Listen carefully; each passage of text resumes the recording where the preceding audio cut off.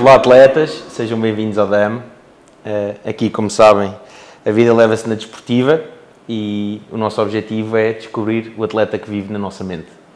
O nosso atleta de hoje é o Costinha, o seu desporto é o futebol, não precisa de grandes introduções. Bem-vindo. Obrigado, é um prazer estar aqui com vocês e espero poder dar as respostas corretas àquilo que vocês também procuram saber.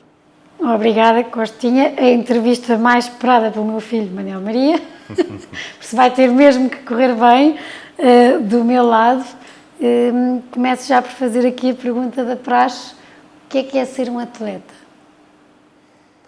Bom, ser um atleta eu acho que acima de tudo é ser alguém com uma paixão muito forte pelo desporto que quer fazer. Porque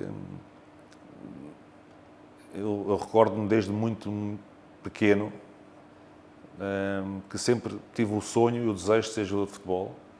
Não foi uma tarefa fácil porque nem os meus pais, nem as minhas professoras que eu estudei num colégio de freiras queriam que eu fosse jogador de futebol, porque diziam que não era uma carreira com futuro, porque tinha que estudar e ir para a universidade e ser doutor ou ser engenheiro ou ser algo diferente. E, portanto, um atleta tem que se preocupar com muitas coisas, com determinadas coisas. Tem que ser uma pessoa apaixonada, dedicada, com um espírito de sacrifício. E, se calhar, hoje, ser atleta poderá ser um pouco mais complicado que no passado, porque no passado nós tínhamos muito poucas coisas com que nos entreter. E, sobretudo, quando eu falo nós, falo, se calhar, não na minha geração, mas, se calhar, no estrato social de onde eu venho, onde não havia muita abundância, portanto, o pouco que tínhamos era o que tínhamos que tentar fazer, e o futebol, ou o atletismo, ou qualquer outro tipo de desporto, em termos daquilo que era o seu sonho, tinha que ser levado com uma paixão enorme e uma dedicação enorme. E que valores é que tu sentes que tiveste que transportar enquanto atleta que te permitissem ter o sucesso que tiveste enquanto jogador profissional, jogador de seleção nacional, todas as conquistas que daí vieram? Os valores, normalmente, quem te os dá são os teus pais, a tua família. E eu, há pouco dizia que não havia muita abundância em termos materiais, mas os meus pais deram-me, em termos de amor, em termos de educação, em termos de respeitar o próximo, em termos de ser cumpridor, foram inexcedíveis. E, portanto, eu penso que esses valores, depois tu transportas para o futebol, porque se tu queres, efetivamente, ser um atleta de alta competição de qualquer desporto, e no meu caso era no futebol, tu tens que cumprir com uma série não digo de regras, mas eu acho que, se calhar, obrigações pode ser uma palavra forte, mas tem que ser obrigações. Tens que respeitar o próximo, tens que ser cumpridor de horários, né? Tens que chegar cedo ao treino, tens que ser responsável com o teu equipamento, com o teu horário, com o teu material, com a tua disciplina alimentar, com a tua disciplina do dia-a-dia, porque nem sempre é fácil, e quando tu és jovem é fácil tu desviar-te, porque é normal, não é? E, portanto, foram valores que me foram passados pelos meus pais enquanto criança, a crescer, e que depois no futebol foram uma mais-valia, sem dúvida alguma. Muito importantes mesmo, sobretudo e penso que depois iremos falar sobre isso, numa idade mais avançada, é quando eu tenho saído de Portugal para o estrangeiro.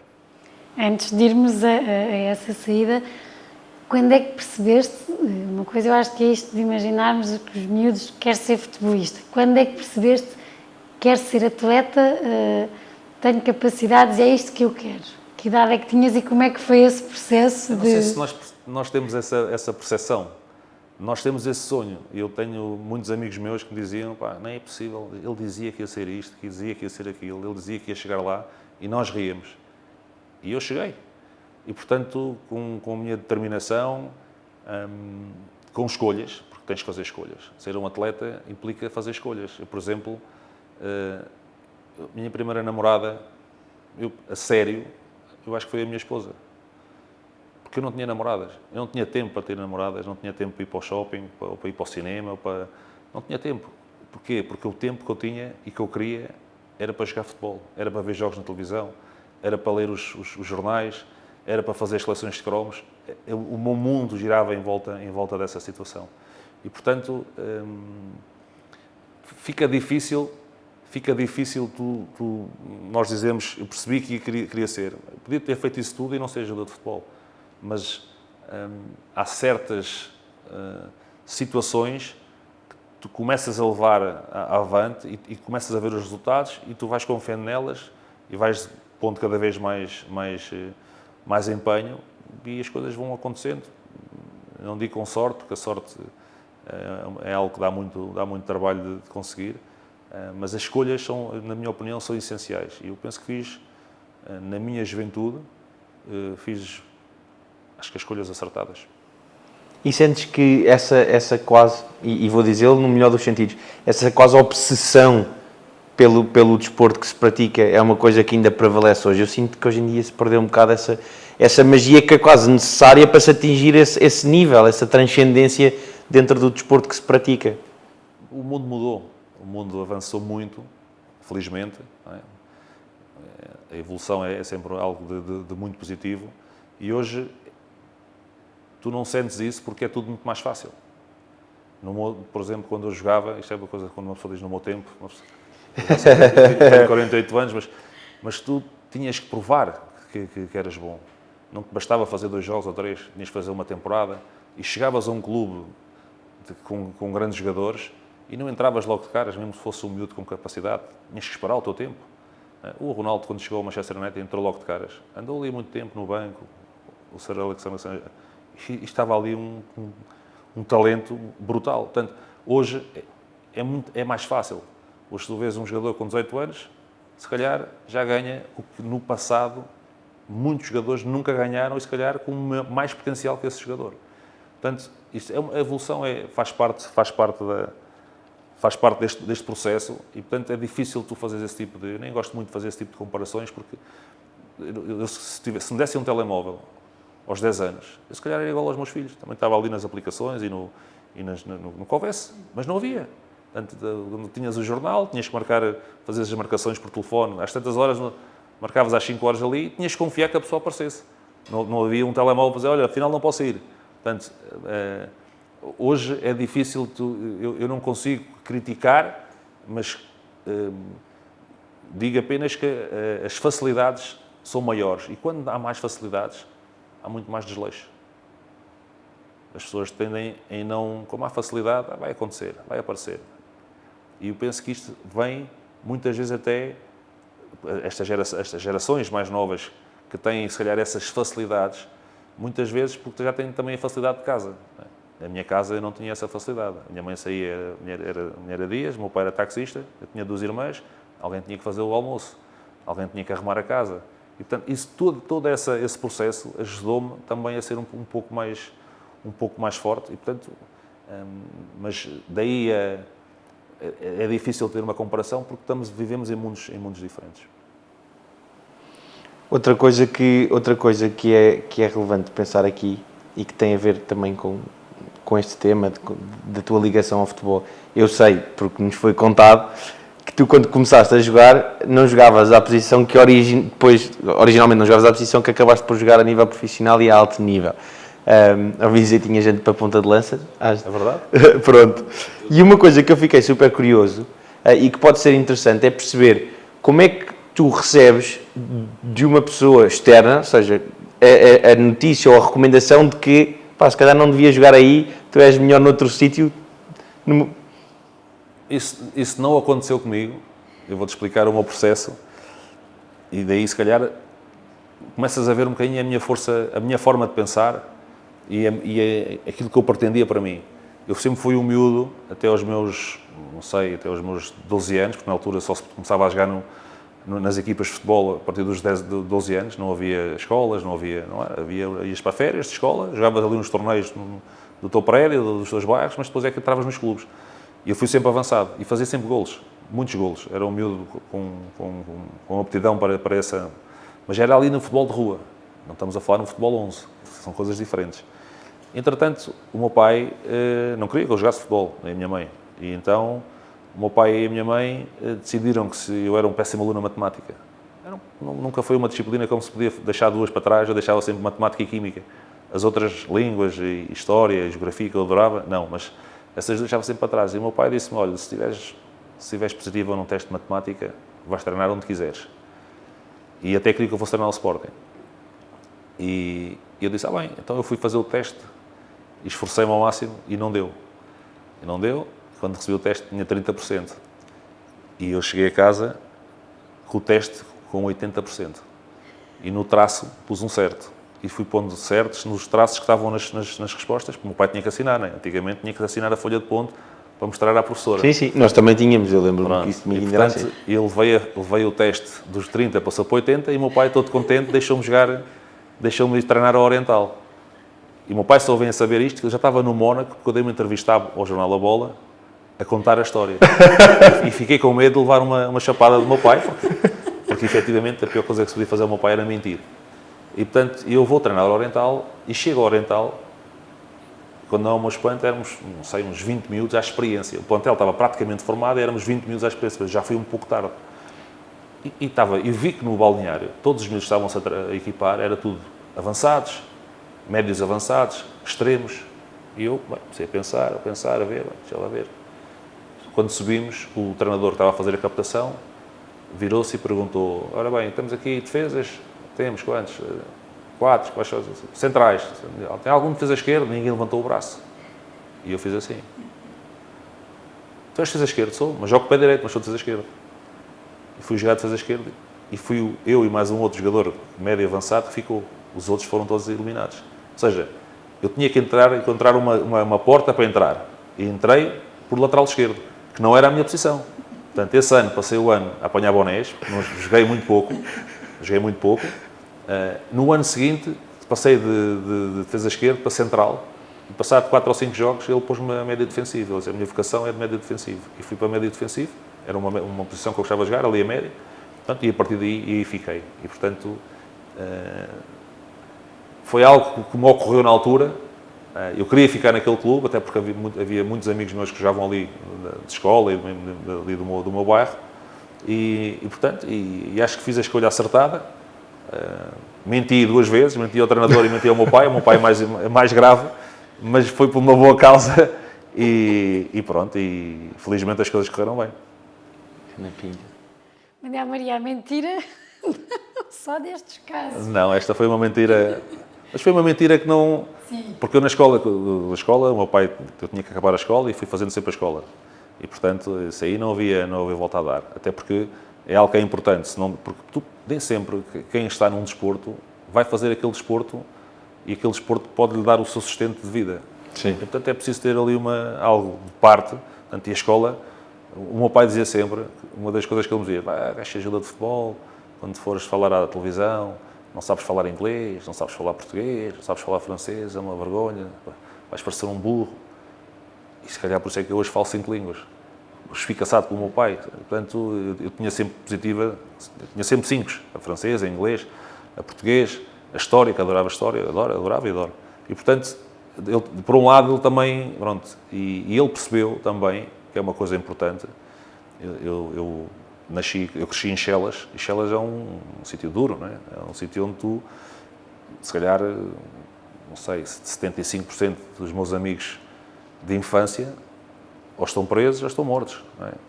Porquê? Porque se meteram na droga, porque iam para a noite, sempre, destruíram as vidas deles. Outros não, conseguiram equilibrar-se, e, portanto, mas são meus amigos. Não é? Eles iam fazer as coisas dele e eu ia para casa. Vamos ali, não posso. Amanhã tenho treino, não posso, amanhã tenho jogo, não dá. E, portanto, o meu pai também percebeu que eu, estando ocupado na escola e estando ocupado no futebol, tinha menos cabeça ali no bairro, se calhar, para ir para alguma situação né, que pode acontecer. Olha, vamos fumar aqui qualquer coisa, vamos experimentar aqui. Eu nunca fui eu prefiro ser chamem-me maricas, não há problema. Eu sou medricas, não experimento nada, não gosto, nunca gostei, nunca tive curiosidade. Não condeno quem eu faça, cada um é livre de fazer aquilo que entender, mas eu não vou fazer só porque estás-me agora a dizer que eu sou isto ou aquilo. E porque eu queria aquilo. Portanto, e eu sabia que para ter aquela condição e para chegar onde eu queria, que não sabia se ia chegar, para chegar onde eu queria, eu pelo menos tinha que tentar. E assim não estava a tentar, não estava-me a auto-sabotar. como é que foi o caminho, depois os clubes e esse caminho de repente estás em Chelas, Sim. na tua realidade, e de repente começares a sair e a voar já no mundo do futebol?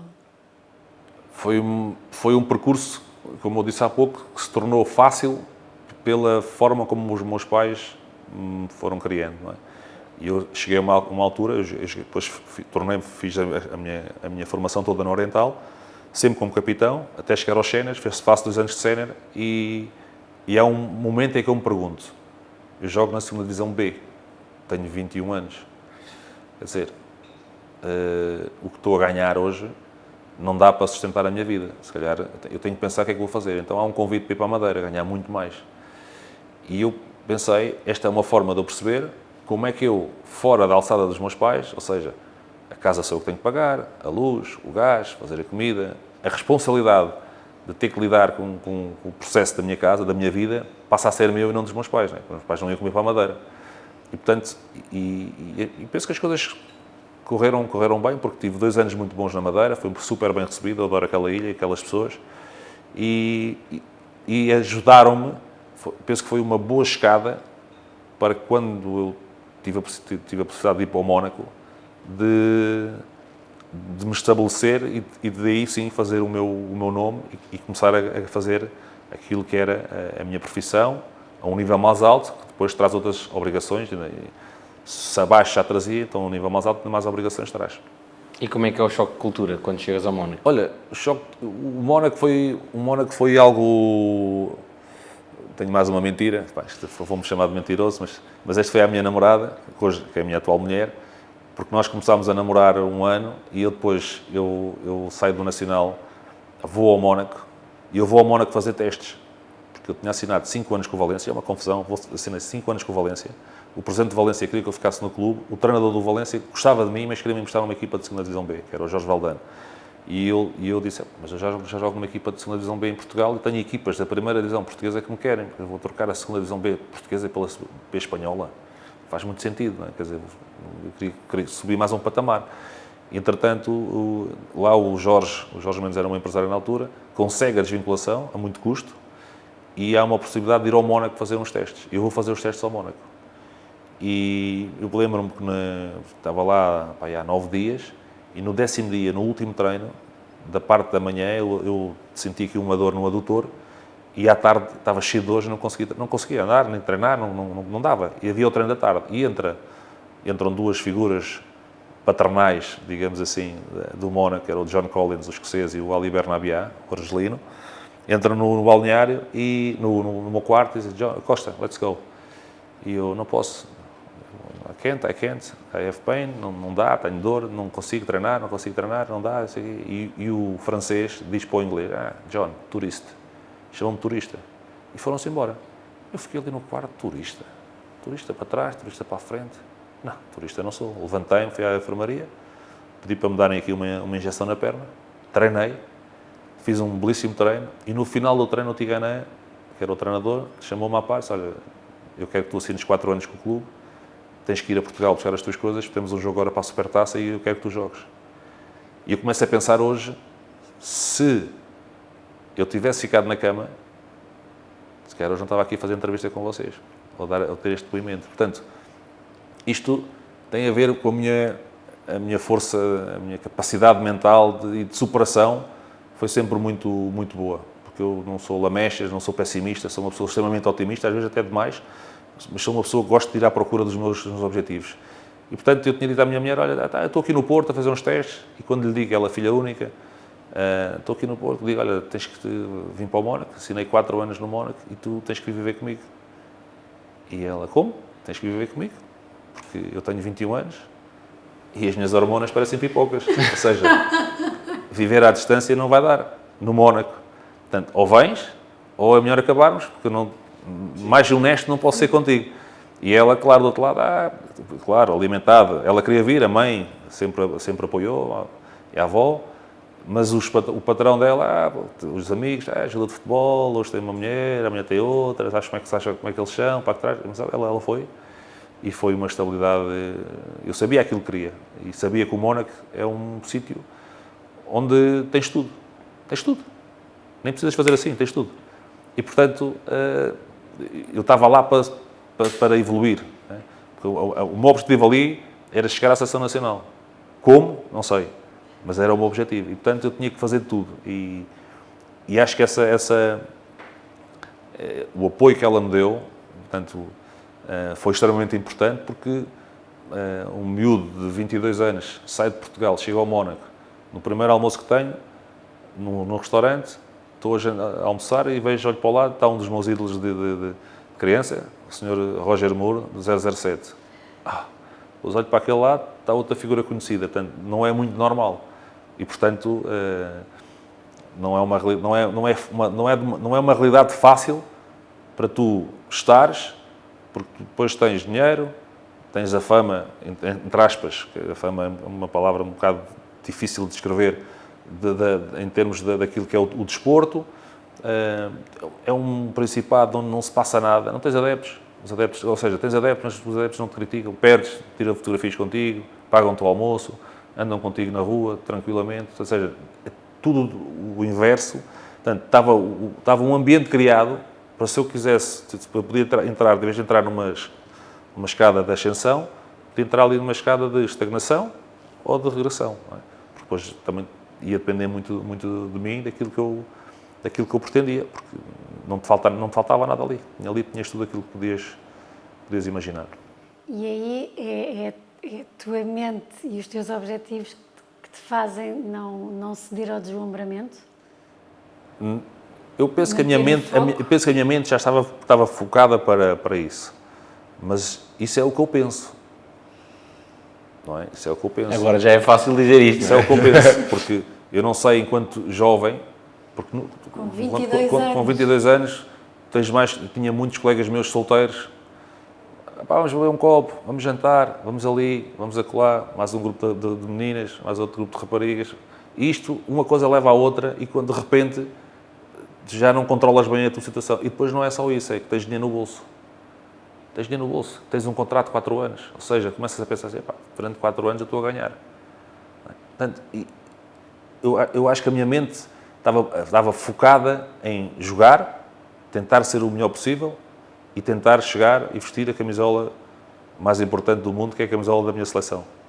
E, portanto, ser internacional por o seu país é uma tarefa muito difícil, que todos sonham e muito poucos têm essa possibilidade. E, portanto, eu jogando lá fora e estando a jogar, porque eu não comecei a jogar, passei uma fase de adaptação, e é aí que depois, há pouco falávamos da autocrítica.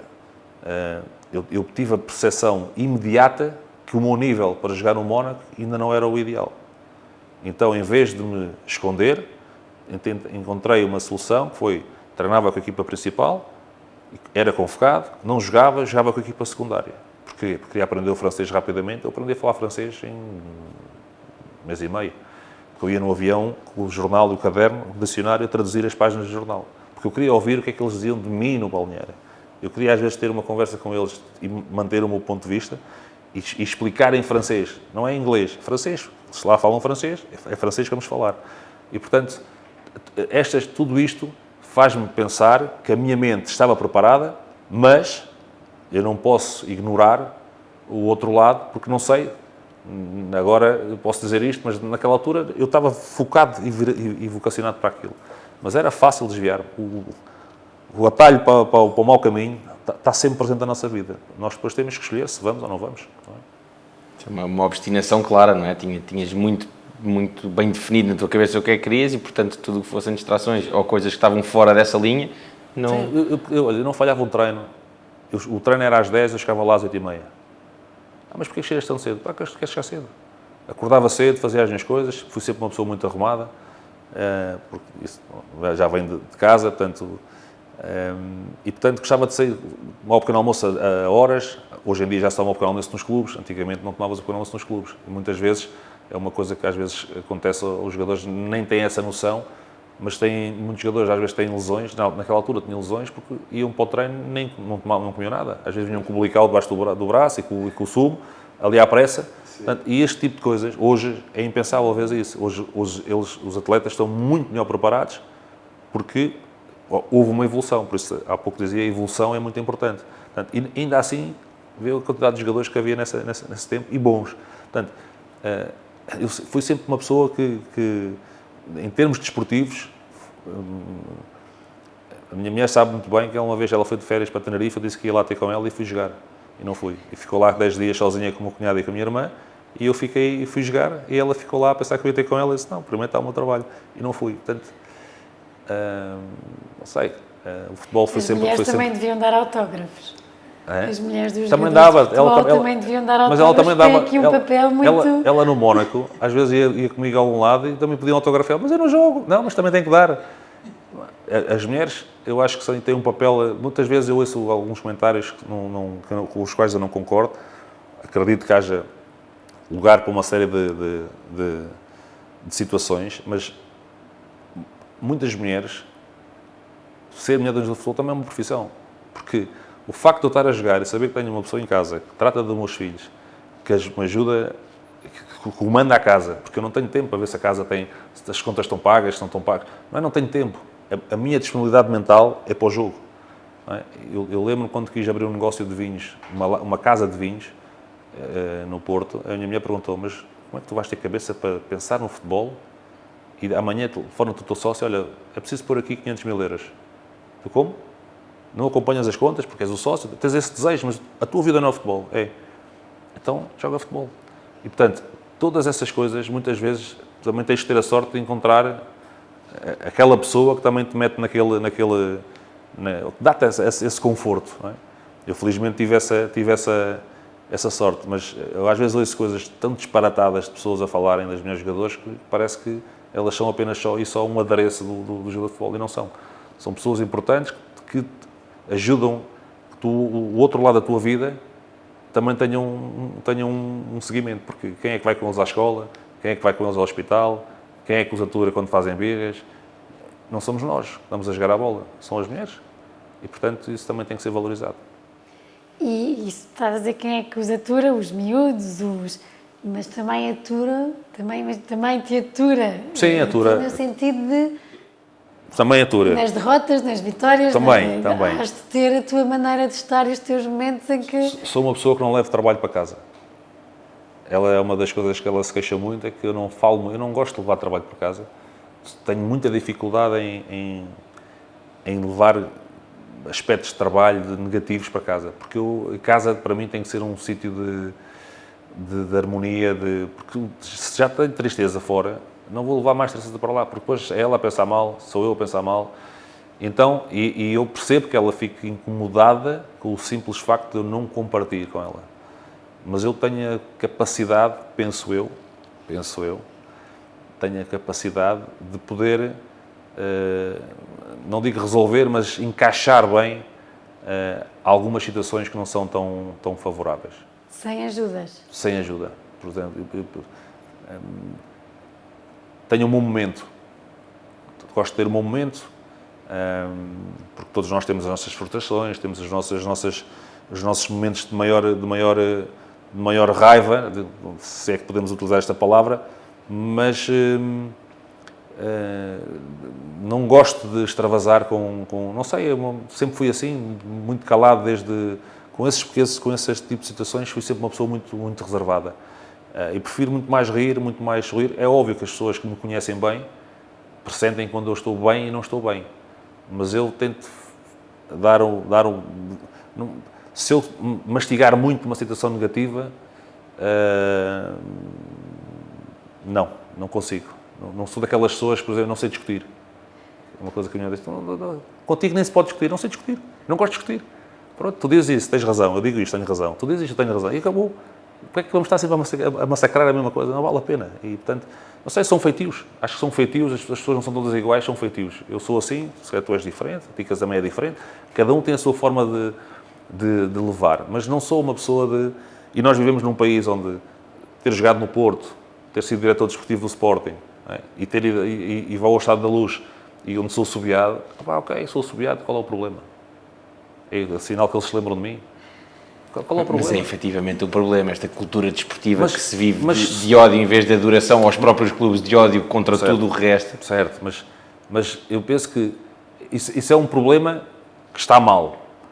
Mas depois tu geres de uma maneira, eu giro de outra. Sim, sim. Percebes? A mim é mesmo diferente. Se eles me assobiarem, não estou nem aí. Percebes? Se Sim, me a disserem- ação e a resposta são coisas... porque eu consigo perceber que eles não gostem. Olham para mim, pá, aquele gajo, veio aqui, ganhou, é roceiro, é isto, pode ser o que E estamos quiser. a falar de um jogador de seleção, Pronto, que representou pronto, toda a mas gente. pode ser, mas o que acontece comigo aqui, acontece com os do Benfica no Porto, ou com os do Porto no Sporting, Claro. ou com os do Sporting no Benfica, é igual.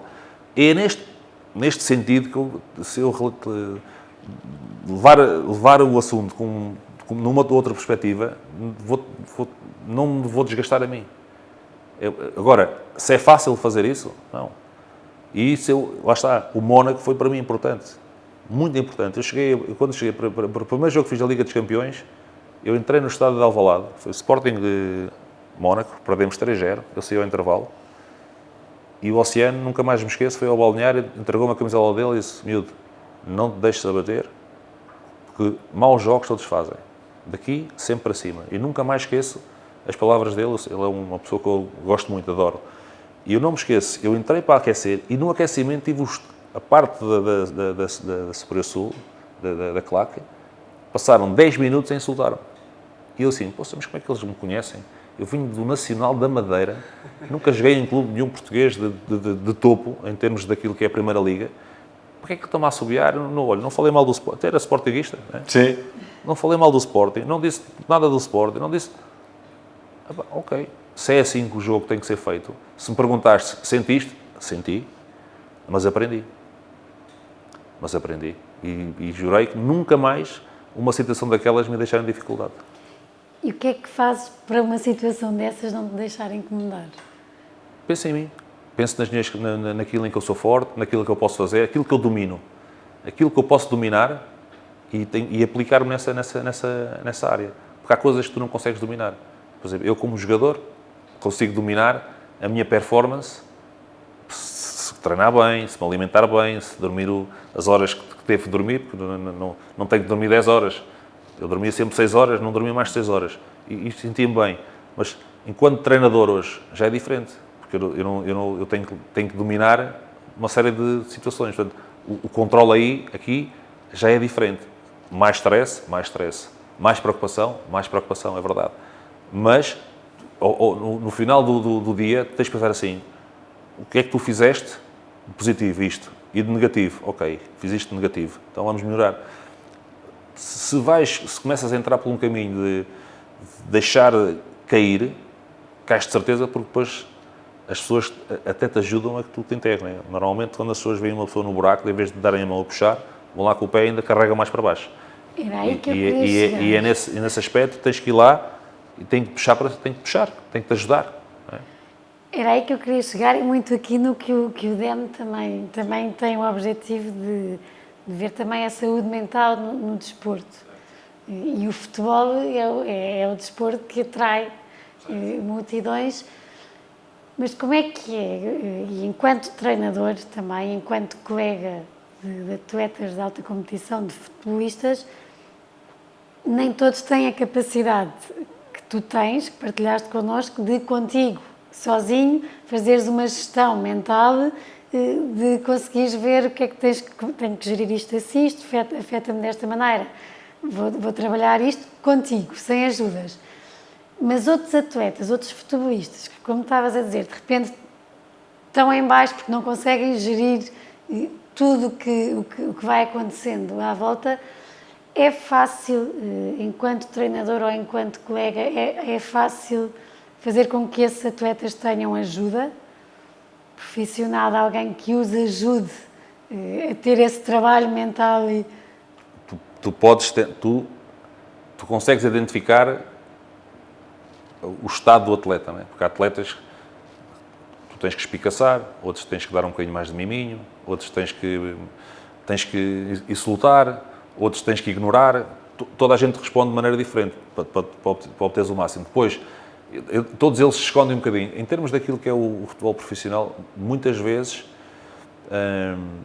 Agora, há muitos clubes que têm uma aula de psicologia para tentar entender o jogador. O que é que trava o jogador? Se nós detectamos talento no jogador, porque é que ele não consegue não consegue pôr o talento no campo? E muitas vezes, quando não há o psicólogo, os treinadores adjuntos são extremamente importantes.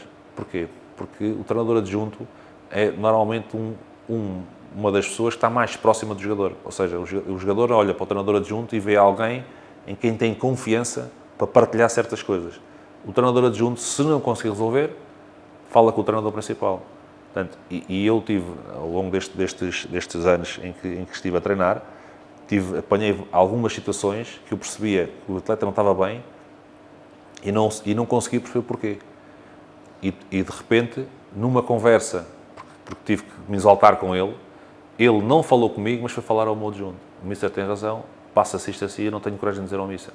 Portanto, eu entendo que as pessoas muitas vezes têm essa dificuldade em procurar ajuda por uma série de fatores, ou porque têm vergonha, ou porque não se sentem bem, e às vezes isso inibe-os e não os ajuda. E às vezes é isso mesmo que nós temos que...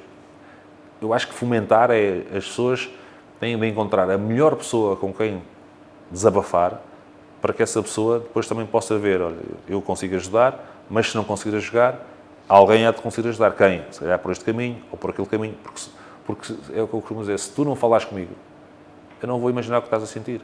Se eu não falar contigo, tu não vais imaginar. Tu podes olhar para a minha cara, mas o que é que vai na minha cabeça? Não sabes. Eu posso estar a olhar aqui para vocês dois e estar aqui na minha cabeça a passar Portanto, se a pessoa não comunicar, não disser, é difícil. É difícil. E eu digo isto por experiência própria, porque às vezes eu não comunico com as pessoas. Não digo às pessoas por vezes aquilo que eu sinto, porque eu vou digerindo aquilo até aquilo acabar. Portanto, e consigo digerir aquilo, não vou dizer às mil maravilhas, porque às vezes deixa sempre um pouco de mágoa, como é óbvio. Sobretudo porque tu és pai e és marido. E és filho. E isto é transversal. Porque se te insultam nas redes sociais, como treinador ou no campo, o teu filho na escola no dia seguinte os miúdos vão dizer ao teu filho a mesma coisa. E tu tens que preparar os teus filhos para isso. Tens que perceber. E, portanto, isso muitas vezes é algo que também joga contra ti. Porque tu não consegues controlar o que é que se vai dizer na escola, o que é que vai dizer a senhora da mercearia, ou a senhora do supermercado, ou a senhora do cabeleireiro, se passar a tua esposa. Portanto, isso não consegues controlar. Não é? Então, tens é que tentar precaver com os teus para que eles consigam, se calhar, ganhar um pouco de imunidade, mas essa imunidade também vai com a personalidade deles. Há uns que conseguem, outros conseguem menos. Portanto, a mente do ser humano é algo extraordinário, mas bastante complexa, como é óbvio. Pegando aqui em menos bons, eu também sei que houve um particularmente determinante para ti, que foi a movimentação para a Rússia. Sim. Queres... Foi um momento onde eu tenho... Essa decisão não foi uma decisão mal tomada, porque o meu objetivo principal, na altura o Porto não aceitou as propostas de outros clubes que foram bater à porta, está no direito deles, por exemplo, lá está. Tu hoje vezes os jogadores fazem uma força tremenda quando têm uma proposta mais alta para sair. Houve clubes que foram, como o Real Madrid, que foram bater à porta do Futebol do Porto. O Futebol do Porto pediu um valor, não pagaram. Eu não fui bater à porta do presidente a dizer que queria sair. Eu tenho um contrato com o Futebol do Porto. Eu tenho que respeitar o contrato que tenho. Mas eu fui ensinado assim. Não é? Portanto, se eu aceitei vir para o Futebol do Porto, se o Futebol do Porto me aceitou, se me aceitei as quantias que se foram pedidas, eu não tenho o direito agora de chegar à porta do presidente e dizer, olha, quero-me ir embora porque aquele clube dá-me mais. Eu tenho mais um ano de contrato. Tem que haver esta lealdade também para com os clubes. Não qualquer dia os clubes deixam de ser clubes. Se é que ainda são, muitos deles. E, portanto, eu vou para a Rússia porque o Porto aceita a proposta do Dinamo Moscovo, porque o proprietário do Dinamo Moscovo ia comprar um clube em Itália e o meu sonho sempre foi jogar na Itália. E por isso é que eu vou. Só que, entretanto, o proprietário tem um revés na Rússia, sai do comando e a mim não me fez mais sentido. Eu tinha 5 anos de contrato, ganhava muito bom dinheiro, estava na posição de capitão de equipa, mas não era para mim. Esgotou-se ali o tempo e então preferi sair. Portanto, Uma decisão mal tomada, entre aspas, porque não joguei, foi ir de Espanha para a Itália. Aí sim, porque saio de um clube onde tinha, não vou dizer uma adoração do público em geral, havia o público que gostava de mim, outro possivelmente não gostava, mas em termos da estrutura do Atlético de Madrid, era uma pessoa extremamente apreciada pela estrutura. Porquê? Porque nos momentos difíceis, quem ia dar a cara nas conferências de imprensa era eu. Epá, tens que ir lá falar, tens que ir lá falar, tens que ir lá falar. Portanto, o Presidente sempre teve ali uma atenção muito, muito especial comigo. Só que eu forcei muito para sair, porque eu sempre quis jogar na Itália. Tive 3 possibilidades, nunca me deixaram ir. E aquela era a última, já tinha 32, 33 anos. Quando é que eu não tinha mais hipótese de vir para lá? E fui, e aí as coisas é que correram mal. E saúde mental aí é que foi mesmo necessária, porque foram 3 anos difíceis, onde só fiz um jogo e onde basicamente eu recebi salário para não jogar. Estava sempre à parte e era duro. Para quem ama futebol, para quem gosta de treinar, levantar-se todos os dias para ir treinar, até que chegou o dia que eu disse, não me apetece mais jogar a bola, cansei. Portanto, e assim foi. E nesses 3 anos, também sempre sozinha tentares resolver? Não, aí tive a ajuda da minha esposa. Porque ela viu a situação em que estava, e houve uma altura em que eu quis desistir e ceder àquilo que o clube ia fazer, e ela é que disse, alertou-me, atenção, vê este ponto, e eu, efetivamente, achei que os pontos em que ela tinha tocado eram os pontos ideais. Lá está, nós não sabemos tudo, nós podemos nos fechar, mas há coisas depois que nos podem faltar, e portanto aí ela teve um papel muito importante, e não foi fácil. Foram ali momentos difíceis causados por 2 pessoas do clube e por mim, porque, como dizia um colega meu, a culpa não é deles, a culpa é nossa, que aceitamos vir para cá. E, portanto, a partir do momento em que aceitas vir para cá, porque nós às vezes temos muita mania, enquanto ser humano, de, quando temos um problema, nós não olhamos para nós. E nós não conseguimos perceber em que parte do percurso é que nós também falhamos. Vamos logo buscar ali uma solução. Foram eles que não foi. Às vezes também nós temos essa...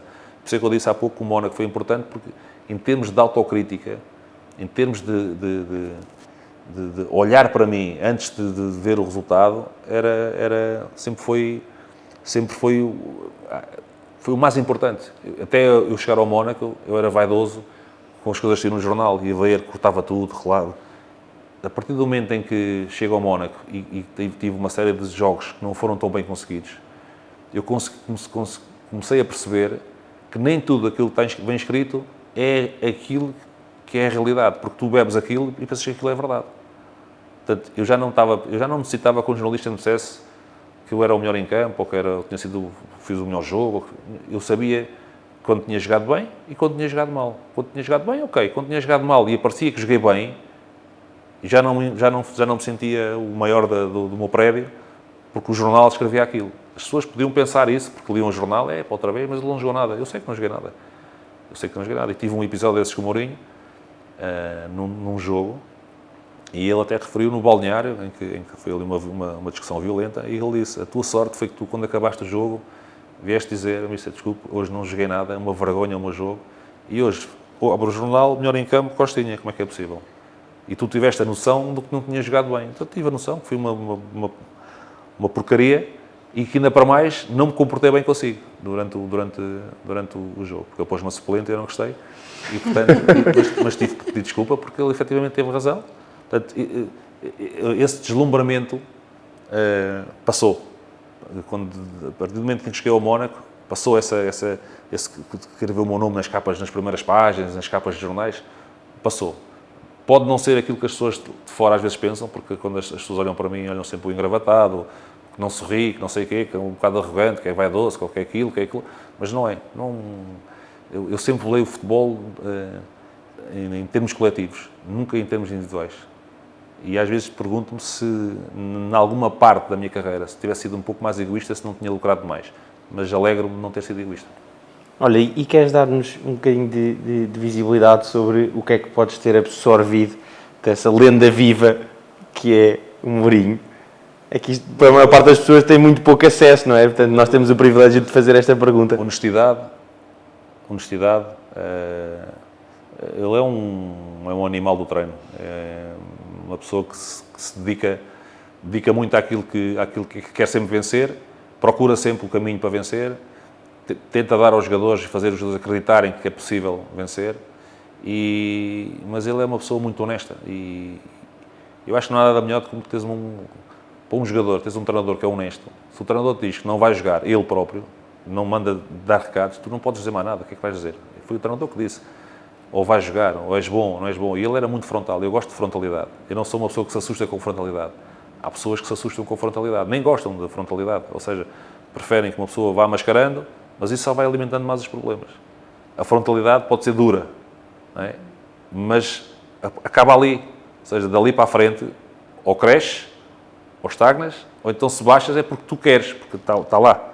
E, portanto, ele era uma pessoa que não mandava dizer por ninguém, mas dizia-te a ti. Ou seja, não dizia, olha, pá, vai ali dizer... Não, ele ia lá, falava contigo. Depois, no treino, era uma pessoa super organizada, trouxe processos muito diferentes daqueles que se usavam na altura, muito atenta aos pequenos detalhes. Por exemplo, tu tinhas uma informação detalhada do temperamento dos jogadores adversários, quem era o jogador mais fácil de tirar do sério para levar cartões amarelos ou cartões vermelhos. São coisas que não... São coisas que tu dizes, não, isso não conta. Conta, porque se um dos jogadores deles, importantes, for temperamental, for para a rua, é menos uma arma que vai já contra ti. E, portanto, nesse aspecto, é um treinador espetacular e como pessoa também. Tenho o privilégio de ser amigo do Mr. Mourinho, portanto, e quando posso, vou sempre fazer uma visitinha para ver a forma como ele trabalha. Ainda recentemente lá estive e, portanto, foi uma pessoa, acho que uma pessoa extremamente importante e que, quando apareceu como treinador, mudou o futebol em termos mundiais. Não tenho medo nenhum de afirmar isto. E agora vamos ao ponto máximo, que é representar a Seleção Nacional. Sim, andar a Seleção Nacional. Quer dizer, ponto máximo assumo eu. Tu ganhaste uma Champions League, mas... Está bem, mas na minha perspectiva... Verdade, ganhar uma Champions para mim... sim, Com o Porto, em que ficas aqui enquanto isto orgulhosa com o Porto. O Porto ganha tudo. Mas tenho o Sporting no coração. Graças do coração do Sporting. Graças a Deus, ganhei tudo. E é um clube que... É um clube eterno, para mim é um clube eterno. Mas a seleção...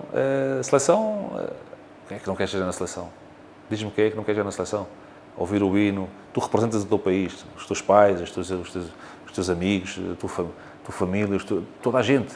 Portanto, dão-te a possibilidade de representar o teu país. Ainda para mais a fazer o desporto que tu gostas.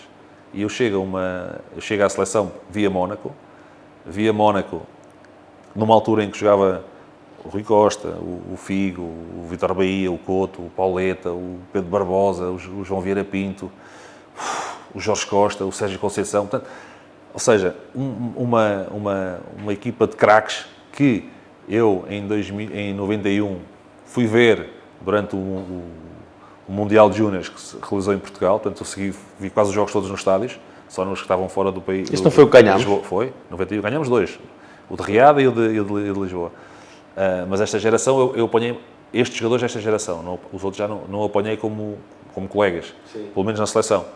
E lembro-me de entrar no balneário e olhar para eles todos, um miúdo que vinha do Mónaco. Eles, ainda para mais, já se conheciam todos das seleções inferiores. Eu nunca joguei nas seleções inferiores, não os conhecia da televisão. Eles também não me conheciam de certeza absoluta. Eu sabia que havia um jogador no Mónaco, mas não era um jogador badalado. E chego à seleção e percebi que tinha que marcar a minha posição. Tinha que marcar a minha posição e lembro-me até numa altura... os médios eram o Paulo Sousa, o Paulo Bento, o Vidigal. E se eu não marcasse a minha posição, o Mr. Humberto Coelho chamava o outro. E, portanto, não foi uma tarefa fácil, como é óbvio, porque há sempre jogadores à espreita para entrar na seleção, mas eu fiz o meu trabalho, felizmente, e também tive a sorte, lá está, aqui eu não sei se tive a felicidade, digamos assim, de encontrar, em alguns clubes onde fui, encontrar homens que te ajudam a ser melhor. Não é? E tu vais aprendendo com eles. Portanto, foi no Mónaco, em tudo, nos comportamentos, na forma de... A forma como... Eu lembro-me, por exemplo, o Vítor Bahia, a primeira conferência de imprensa que eu fiz foi com o Vítor Bahia. E o Vítor Bahia, era uma conferência, não sei, 30 minutos para aí, eu estive a falar 29 minutos e o Vítor chegou a uma altura, acho que disse, está aqui um colega meu, não fazem perguntas, ele também é da associação, porque é que estão a perguntar tudo a mim?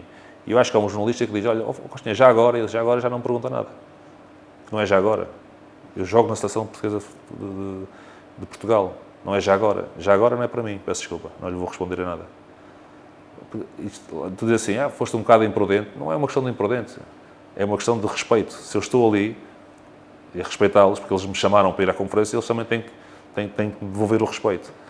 E se calhar estas pequenas coisas foram marcando, se calhar, alguns pontos com esses jogadores que tinham um peso enorme na altura na seleção. Portanto, foi bom ter estes jogadores, ver a forma como eles pensavam, como eles reagiam, como eles ultrapassavam certos obstáculos, ajuda-te nem digo só a ser melhor, mas ajuda-te na bagagem que depois para a frente tu vais poder, se calhar, utilizar, que é importante.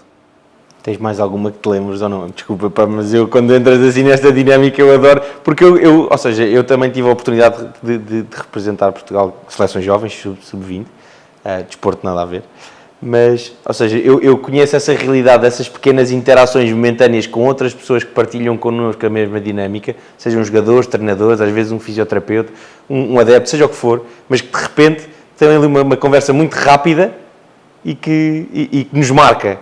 Por isso é que eu sou sempre super curioso. Eu fiz o golo contra a Roménia em 2000. Sim. O jogo anterior foi com a Inglaterra, eu fui aquecer a segunda parte toda e não entrei. O Mister mandou-me aquecer ao intervalo, aquece. Eu fui aquecer, vinha um jogador do banco, aquecia, ia, entrava. Vinha outro, aquecia, entrava. Vinha outro, aquecia, entrava e eu fiquei sem jogar. E eu, ok, são os 23 melhores, o que é que eu vou dizer? Não joguei, paciência. No jogo a seguir, entro e faço golo. E eu lembro-me, na altura, a equipa da Roménia estava a atacar bastante, e há um livre, e eu começo a olhar para os jogadores que vão para a área, e digo, bem, vão aqui os senadores todos, eu vou mas é cá para trás, porque se há um contra-ataque e houver golo, normalmente no futebol dizia-se o mexilhão é que paga, né? Portanto, o mais novo, né? Eu era o mais novo de todos ali, entrou o Costinha, o que é que ele vai dar à seleção, o que é que não deu? E o Paulo Bento, nunca mais esqueço, o meu querido amigo Paulo Bento, virou-se e disse, miúdo, vai para a área que tu és bom de cabeça. E eu fui para a área porque o Paulo Bento mandou ir para a área. E o Paulo Bento diz-me aquilo, bato o livro, faço golo e Portugal está apurado para os quartos de final. E mudou a minha história na seleção. E, portanto, são pequenininhas coisas que às vezes fazem a diferença, mas foi o Paulo Bento que me disse, literalmente, para ir para ali. Eu não ia por o respeito e a hierarquia que havia na seleção. Se calhar, se fosse mais atrevidote, se calhar ia sem ninguém dizer nada. Mas não fui, pronto. E ainda bem que o Paulo Bento me disse para ir, porque pronto, abriu-se o caminho para mim. Costinha, obrigado por partilhares connosco a tua mente de atleta. Eu acho que é isto, Ticas. Acho que o treino está feito por hoje. Foi ótimo, mesmo, e obrigada pela partilha, que eu acho que senti que foi sincera. Eu não gosto de mentir. Só quando é preciso. Não. Ali foi por situações, ou era... Mas eu tenho só aqui uma pergunta rápida, porque também falaste nisso, do impacto que tem nos filhos, e há uma carreira que começa cedo e acaba cedo, 30 e poucos anos, é uma reforma muito cedo. E tens que estar sempre focado com a certeza que os teus filhos e a tua família estão em casa, mas há momentos que se vão perdendo e que tens pena? Tenho bastante, anos, quantos aniversários, férias, não há tempo. Até o dia-a-dia, muitas vezes, jogas sábado, quarta, sábado, não tens tempo para ter os teus filhos, não tens tempo para ir à escola buscar os miúdos, não tens tempo para ir ao parque, não tens tempo. Tens tempo, porque a alta competição requer tanto de ti fisicamente que se tu não descansares, como é que vais fazer para... Não tens hipótese. E quando são miúdos, miúdos pequenos, os miúdos pequenos querem atenção. E tu não consegues dar atenção porque depois vais-te irritar também. Queres descansar, também estás moído, estás cansado, tens de estar fresco para o dia seguinte, depois se o treinador, se corre mal, levas aquilo para casa, não é? Para casa, para ti. Uns não levam para casa, se calhar depois descontam de maneira diferente.